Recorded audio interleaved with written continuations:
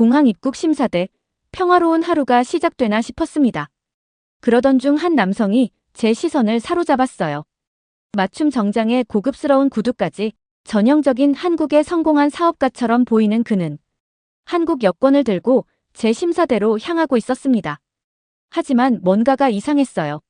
15년차 심사관의 직감이 말해주고 있었거든요. 세계에서 가장 안전하다는 한국 여권을 들고 있는 그의 모습이 어딘가 어색해 보였습니다. 한국 여권이면 문제 없지 않나? 라고 생각하실 수도 있겠지만 오늘은 평소와 다른 듯합니다. 이 의문의 남성과 한국 여권, 그리고 심사관의 의심. 도대체 무슨 일이 벌어지고 있는 걸까요? 오늘의 사연 시작합니다. 영상을 시작하기 전에 구독과 좋아요 잊지 마세요. 안녕하세요. 저는 뉴욕 존 F 케네디 국제공항에서 입국 심사관으로 일하고 있는 에밀리 존슨입니다. 오늘은 제가 경험한 특별한 이야기를 여러분께 들려드리려고 합니다. 매일 수많은 여행객들을 마주하는 제 직업의 특성상 때로는 긴장되고 때로는 흥미진진한 순간들을 맞이하게 되는데요. 제가 오늘 들려드릴 이야기는 제 커리어에서 가장 잊지 못할 사건 중 하나입니다. 그날도 평소와 다름없이 바쁜 아침이었습니다. 아시다시피 존 F 케네디 공항은 세계에서 가장 분주한 공항 중 하나이죠. 특히 아시아에서 오는 장거리 항공편들이 집중적으로 도착하는 시간대였습니다. 저는 이미 수백 명의 승객들을 검사했고 피로가 조금씩 쌓이고 있었지만 항상 그래왔듯이 최대한의 집중력을 유지하려 노력했습니다. 제 부스 앞에 한 남성이 다가왔습니다. 그는 깔끔한 정장 차림에 롤링 캐리어를 끌고 있었죠. 외견상으로는 평범한 비즈니스 여행객처럼 보였습니다. 하지만 제가 이 일을 하면서 배운 것이 있다면 겉모습만으로는 절대 판단할 수 없다는 것입니다. 그가 한국어로 인사를 건넸습니다. 저는 미소로 답하며 그의 여권을 받았습니다. 한국 여권이었죠. 한국 여권은 세계에서 가장 위조하기 어려운 여권 중 하나로 알려져 있습니다. 최첨단 보안 요소들이 들어가 있기 때문이죠. 여권을 열어보니 30대 후반으로 보이는 남성의 사진이 있었습니다. 사진과 눈앞의 사람을 비교해보니 어느 정도 일치하는 것 같았습니다. 하지만 뭔가가 저를 불편하게 했습니다. 15년간 이 일을 하면서 길러온 직감이었을까요? 방문 목적이 어떻게 되시나요? 저는 영어로 물었습니다. 그는 잠시 망설이더니 비즈니스 미팅이라고 답했습니다. 그의 발음에서 뭔가 이상한 점을 느꼈습니다. 보통 한국인들이 영어를 말할 때 나타나는 특유의 억양과는 달랐거든요. 저는 아시아계 승객들을 많이 상대하다 보니 각 나라 사람들의 영어 억양 특징을 어느 정도 파악하고 있었습니다. 어떤 회사와 미팅이 있으신가요? 저는 추가 질문을 던졌습니다. 월스트리트. 금융회사입니다. 그의 대답은 지나치게 모호했습니다. 보통 비즈니스 목적으로 입국하는 승객들은 구체적인 회사명과 미팅 일정을 준비해 두는 것이 일반적입니다. 여권을 자세히 살펴보니 더 많은 의문점들이 눈에 들어왔습니다. 출입국 도장들의 배열이 어색했고 일부 도장의 잉크 농도가 불균일했습니다. 이는 제가 평소에 보아온 한국 여권의 전형적인 모습과는 달랐죠. 그의 손가락도 눈에 띄었습니다. 여권을 건네는 순간 그의 손가락이 미세하게 떨리는 것을 발견했습니다. 긴장한 듯한 모습이었죠. 물론 많은 사람들이 입국 심사 때 긴장하는 것은 자연스러운 일입니다. 하지만 그의 긴장감은 뭔가 달랐습니다. 저는 계속해서 일상적인 질문들을 이어갔습니다. 체류 기간, 숙소 정보, 귀국 일정 등을 물었죠. 그때마다 그는 약간의 시간 지연을 두고 대답했고 때로는 자신의 답변을 중간에 수정하기도 했습니다. 특히 인상적이었던 것은 한국어로 대화를 시도했을 때였습니다. 저는 간단한 한국어 몇 마디를 알고 있어서 가끔 아시아 승객들과 소통할 때 사용하곤 합니다. 그의 반응은 예상과는 달랐습니다. 한국인이라면 모국어로 대화할 수 있다는 사실에 반가워하는 것이 일반적인데 그는 오히려 불편해하는 듯했죠. 이 모든 징후들이 모여 하나의 큰 그림을 그리기 시작했습니다. 저의 15년 경력이 말해주고 있었죠. 뭔가가 잘못되었다고요. 하지만 직감만으로는 충분하지 않습니다. 우리는 증거가 필요했고 더 자세한 조사가 필요한 상황이었습니다. 저는 최대한 평상심을 유지하며 마지막 몇 가지 질문을 더 했습니다. 그의 답변을 들으며 동시에 주변 상황도 살폈습니다. 다행히 제 옆 부스의 동료도 이 상황을 눈치챈 듯했고 이미 조용히 보안팀에 연락을 취하고 있었습니다. 잠시만 기다려 주시겠습니까? 추가 확인이 필요한 사항이 있어서요. 저는 최대한 친절한 어조를 유지하며 말했습니다. 그 순간 남자의 표정이 살짝 굳어졌습니다. 아주 잠깐이었지만 그의 눈빛이 변하는 것을 놓치지 않았죠. 그는 여전히 미소를 지으려 노력했지만 이제는 그 미소가 어색해 보였습니다. 공항에서는 이런 순간들이 매우 중요합니다. 우리는 국가의 첫 관문을 지키는 사람들이고 우리의 판단이 국가 안보에 직접적인 영향을 미칠 수 있기 때문입니다. 동시에 우리는 정당한 여행객들의 시간과 편의도 존중해야 합니다. 그래서 이런 상황에서는 신중함과 동시에 신속한 대처가 필요합니다. 저는 여권을 들고 있는 손 아래로 조용히 비상 버튼을 눌렀습니다. 이는 보안팀에게 즉각적인 지원이 필요하다는 신호였죠. 모든 것은 순식간에 일어났습니다. 보안 요원들이 신속하게 도착했고 남성은 추가 조사를 위해 별도의 심사실로 안내되었습니다. 지금 생각해보면 그 순간의 제 판단이 얼마나 중요했는지 새삼 실감하게 됩니다. 이것이 그날의 첫 번째 사건이었고 이어지는 사건들은 더욱 놀라운 것들이었습니다.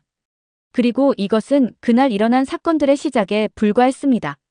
보안실로 향하는 그의 뒷모습을 보며 저는 이미 이 사건이 단순한 개인의 위조, 여권 사용을 넘어선 무언가가 있다는 것을 직감적으로 느낄 수 있었습니다. 그리고 그 직감은 곧 현실이 되어 저를 더 큰 사건 속으로 이끌어가게 됩니다. 존 F 케네디 공항에서 15년간 입국 심사관으로 일하면서 저는 수많은 여행객들을 만나왔습니다. 특히 우리 공항은 아시아 노선이 많다 보니 하루 평균 수천 명의 아시아 승객들을 심사하게 됩니다. 처음 이 일을 시작했을 때는 단순히 여권과 서류만 검토했습니다. 하지만 경험이 쌓이면서 깨달은 것이 있습니다. 진짜 중요한 건 서류가 아닌 그 사람의 전체적인 모습이라는 거죠. 특히 한국 승객들의 경우 아주 특징적인 모습들이 있습니다. 제가 15년 동안 관찰한 바로는 서류를 제출하는 방식부터가 다릅니다. 대부분 비행기 안에서부터 꼼꼼하게 준비해온 서류들을 정돈된 상태로 제출하시죠. 여권도 늘 출입국 도장이 찍힌 페이지를 정확히 펼쳐서 건네주십니다. 이건 단순한 습관이 아닙니다. 오랜 시간 동안 형성된 문화이자 시스템의 결과물이죠. 한국은 세계에서 가장 발달된 전자정부 시스템을 가진 나라 중 하나이고 이런 체계적인 문화가 자연스럽게 시민들의 행동에도 배어 있는 겁니다. 그리고 의사소통 방식도 매우 독특합니다. 영어가 서툴러도 최대한 영어로 대화하려 노력하시고 모르는 것에 대해서는 죄송합니다라는 말을 자주 사용하십니다. 심사대에서는 두 손으로 공손하게 여권을 건네는 것이 일반적이죠. 최근 들어 위조 여권 사건이 늘어나면서 이런 문화적 습관의 차이는 더욱 중요한 단서가 되고 있습니다. 기술이 발전하면서 위조 수법도 더욱 교묘해지고 있지만 아무리 정교한 위조라도 그 사람의 자연스러운 행동과 문화적 습관까지는 완벽하게 속일 수 없기 때문입니다. 특히 한국 여권은 세계에서 가장 위조하기 어려운 여권 중 하나로 손꼽힙니다.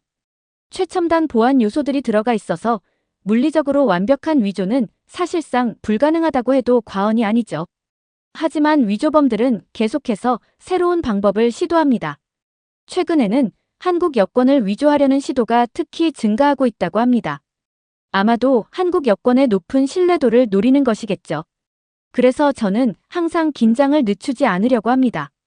서류상으로는 완벽해 보여도 그 사람의 행동이나 대화에서 뭔가 이상한 점이 느껴진다면 반드시 추가 확인을 하죠. 15년간의 경험이 만들어준 이 직감은 수없이 많은 위조 여권을 적발하는 데 도움이 되었습니다.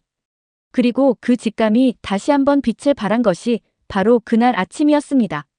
제 심사대로 다가오는 한 남자의 모습에서 뭔가 평소와는 다른 이질감을 느낀 것입니다.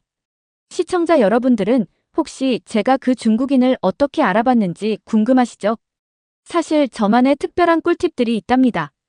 그날의 이야기를 들려드리면서 제가 어떻게 위조 여권을 든 중국인을 발견했는지 하나하나 설명해 드릴게요. 첫 번째 꿀팁은 인사법입니다. 그날 제 심사대로 온 남성은 정장 차림의 평범한 한국인 비즈니스맨처럼 보였어요. 하지만 결정적인 실수를 했죠. 한국 분들은 보통 심사대에 도착하면 허리를 굽혀 공손하게 인사를 하시는데 이 사람은 그냥 고개만 살짝 끄덕였거든요. 안녕하세요. 제가 한국어로 인사를 건넸을 때가 두 번째 포인트였어요. 진짜 한국인이라면 모국어로 인사를 받았을 때 대부분 반가워하시는데 이 사람은 오히려 당황한 듯한 표정을 지었어요. 아, 네, 안녕하세요. 그의 한국어는 어딘가 어색했습니다.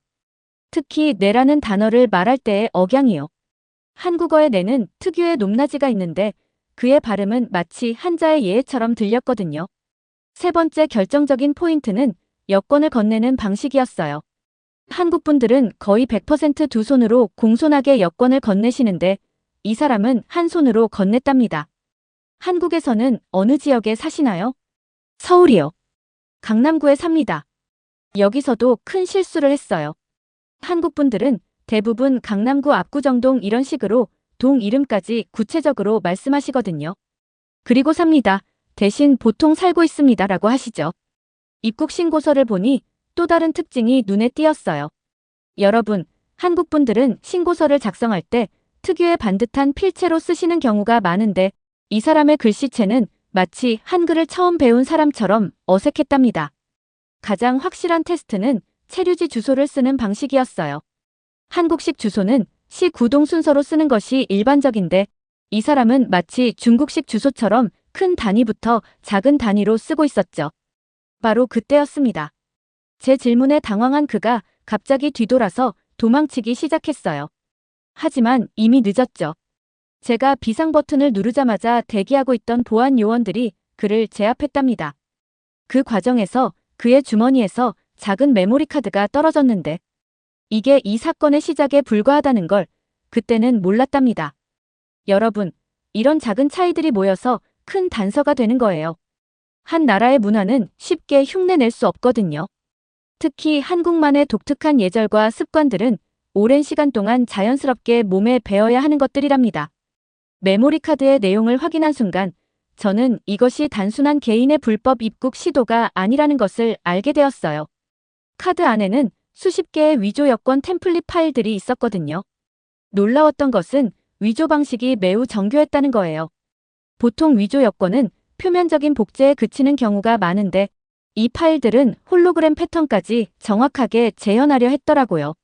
심지어 여권 번호 생성 규칙까지 연구한 흔적이 있었어요. 디지털 포렌식 팀의 분석 결과 이 조직은 주로 아시아 국가들의 여권을 위조하는 데 특화되어 있다는 것을 알게 되었습니다. 특히 한국, 일본, 싱가포르처럼 비자 면제 협정이 많은 국가들의 여권을 노리고 있었죠. 근데 이상한 게 있어요. 디지털 포렌식 전문가가 제게 보여준 파일 하나가 있었어요. 이 위조 여권들 거의 완벽한데 한 가지가 빠져있네요. 자세히 보니 RFID 칩 데이터가 제대로 구현되지 않은 거예요. 한국 여권의 경우 2021년부터 도입된 차세대 보안 요소를 완벽하게 복제하는데 실패한 것 같았어요. 체포된 남성을 다시 조사했더니 그는 이 조직에서 테스터 역할을 맡고 있었다고 해요. 새로 제작된 위조 여권의 실전 테스트를 담당했던 거죠. 그의 진술에 따르면 여러 공항에서 비슷한 테스트가 진행되고 있었다고 합니다. 조사가 진행되면서 점점 더 많은 사실들이 드러났어요. 이들은 주로 중국 북동부 지역을 거점으로 활동하는 위조 조직이었고 SNS의 비밀 채팅방을 통해 거래가 이루어졌다고 해요. 한 장의 위조 여권 가격이 무려 15,000달러였다고 하니 얼마나 큰 돈이 오갔을지 상상이 되시나요? 그런데 더 놀라운 건 이렇게 비싼 가격에도 불구하고 수요가 끊이지 않았다는 거예요. FBI에서도 이 사건에 관심을 보였어요.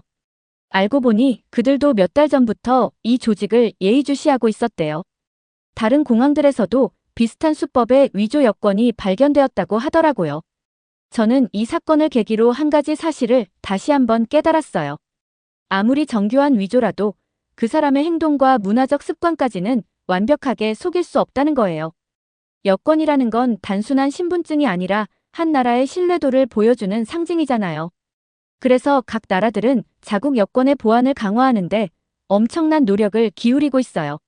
특히 한국의 경우 새로운 보안 요소를 계속해서 도입하면서 위조를 원천적으로 막으려 하고 있죠. 메모리 카드에서 발견된 정보 덕분에 이후 몇 주 동안 미국 내 여러 공항에서 비슷한 수법의 위조 여권들이 추가로 적발되었어요.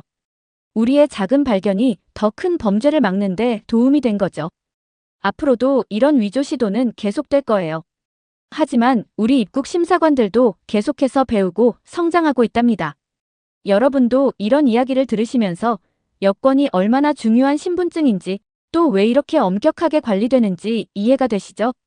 높은 기술력의 위조 여권. 그로부터 일주일 후, 저는 또 다른 의심스러운 승객을 마주하게 되었어요. 이번에는 일본 여권을 가진 비즈니스맨이었죠. 첫 번째 사건 이후로 우리 공항은 아시아 국가 여권에 대한 검사를 더욱 강화했거든요. 특히 한국, 일본, 싱가포르 같은 비자 면제 국가들의 여권은 더욱 세심하게 살펴보게 되었죠. 이 승객도 뭔가 이상했어요. 일본어로 인사를 건넸을 때의 반응이 어색했고, 여권을 제출하는 방식도 일본인들의 전형적인 예절과는 달랐거든요. 하지만 이번에는 달랐어요. 제가 추가 검사를 위해 기다려달라고 하자 이 사람은 전혀 동요하지 않았어요. 오히려 자신감이 넘쳐 보였죠. 괜찮습니다. 검사하시죠. 이 사람의 여권은 이전과는 차원이 달랐어요. 일반 검사에서는 아무런 문제가 발견되지 않았거든요. UV 검사, 홀로그램 검사. 모든 게 완벽해 보였어요. 그런데 특수 판독기로 RFID 칩을 읽는 과정에서 이상한 점이 발견되었어요. 칩의 보안 인증서가 제대로 확인되지 않았던 거죠. 혹시 여권을 어디서 발급받으셨나요? 도쿄의 여권과에서요. 언제 발급받으셨죠? 2023년 3월입니다. 이 대답에서 결정적인 단서를 발견했어요. 2023년 3월에 발급된 일본 여권이라면 최신 보안 요소가 모두 포함되어 있어야 했거든요. 하지만 이 여권의 RFID 칩은 구형 인증 방식을 사용하고 있었어요. 결국 이 사람도 체포되었고, 조사 결과 그는 이전에 체포된 중국인과 같은 조직의 일원이었다는 게 밝혀졌어요. 하지만 이번에는 좀 더 높은 위치에 있는 사람이었죠. 그의 진술에 따르면 이 조직은 계속해서 위조 기술을 발전시키고 있었대요. 특히 동아시아 국가들의 최신 보안 기술을 분석하고 복제하는데 주력하고 있었죠. 우리는 거의 성공했어요. 그가 조사 과정에서 말했습니다. 하지만 한국 여권의 새로운 보안 요소만큼은 아직도 완벽하게 복제하지 못했죠. 이 말은 굉장히 중요한 의미를 가지고 있었어요. 한국이 2021년부터 도입한 차세대 여권의 보안 기술이 실제로 위조 범죄를 막는데 큰 효과를 발휘하고 있다는 걸 증명하는 거였거든요. 특히 한국 여권의 폴리카보네이트 소재 데이터 페이지와 입체, 홀로그램, 그리고 레이저 보안 요소들은 이 조직도 쉽게 뚫지 못하는 난관이었다고 해요. 수사가 진행되면서 우리는 이 조직이 주로 중국 북동부 지역에서 활동하며 한국, 일본, 싱가포르 등 선진국 여권을 집중적으로 위조하고 있다는 사실을 알게 되었어요. 체포된 2명의 진술을 토대로 여러 공항에서 동시에 단속이 이루어졌고, 결과적으로 이 조직의 주요 멤버들이 대부분 검거되었답니다. 이 사건은 제게 많은 것을 가르쳐줬어요. 입국 심사관의 경험과 직감도 중요하지만 결국 과학기술의 발전이 국경 안전을 지키는 핵심이라는 걸 깨달았거든요. 특히 한국처럼 끊임없이 보안 기술을 발전시키는 노력이 얼마나 중요한지 말이에요. 여러분, 제가 이 이야기를 들려드린 이유는 단순히 흥미로운 사건을 공유하기 위해서가 아니에요. 15년차 입국 심사관으로서 제가 깨달은 중요한 교훈이 있거든요. 그 중국인 승객을 검거하고 난 뒤 저는 한국 영사관 보안팀과 미팅을 가질 기회가 있었어요. 그들은 한국 여권의 보안 시스템에 대해 자세히 설명해 주었죠. 저희 여권에는 눈에 보이지 않는 10가지 이상의 보안 요소가 있습니다. 한국 영사님의 설명이었어요. 위조범들이 하나를 해독하더라도 다른 보안 장치들이 이를 막아내는 거죠. 실제로 한국 여권은 세계에서 가장 안전한 여권 중 하나로 평가받고 있어요. 위조 시도는 많지만 실제로 완벽한 위조에 성공한 사례는 거의 없다고 해요. 그리고 더 중요한 것은 기술력만이 아니었어요. 한국인들의 높은 시민의식도 한몫했죠. 여권을 소중히 다루고 규칙을 잘 지키는 문화가 자연스럽게 한국 여권의 신뢰도를 높이는 데 기여했다고 해요. 이번 사건 이후로 저는 입국 심사 과정에서 한 가지를 더 주의 깊게 보게 되었어요. 바로 그 나라의 문화와 습관이에요. 위조 여권은 만들 수 있을지 몰라도 그 나라의 문화적 습관까지는 완벽하게 흉내낼 수 없거든요. 특히 한국인들의 경우 공손함과 정중함이 자연스럽게 몸에 배어 있어요. 이건 단순히 배워서 할 수 있는 게 아니랍니다. 어릴 때부터의 문화와 교육이 만들어낸 결과죠. 저는 이제 새로운 한국 승객들을 만날 때마다 그들의 여권에 담긴 기술력과 문화의 힘을 떠올리게 돼요. 심사관으로서 느끼는 보람도 커졌고요. 이런 제 경험이 여러분께는 어떻게 다가왔을까요? 단순히 꿀팁을 넘어서 한 나라의 기술력과 시민의식이 얼마나 중요한지 느끼셨나요? 오늘 아침도 여느 때와 같이 많은 승객들이 제 심사대를 지나갔습니다. 그 중에서도 한 한국인 사업가가 기억에 남네요. 차분하고 단정한 모습으로 여권을 건네며 그는 밝은 미소와 함께 감사합니다라고 인사했습니다. 여권을 확인하는 동안 저는 다시 한번 감탄했어요. 홀로그램에 반사된 빛이 마치 한국의 찬란한 미래를 보여주는 것 같았으니까요.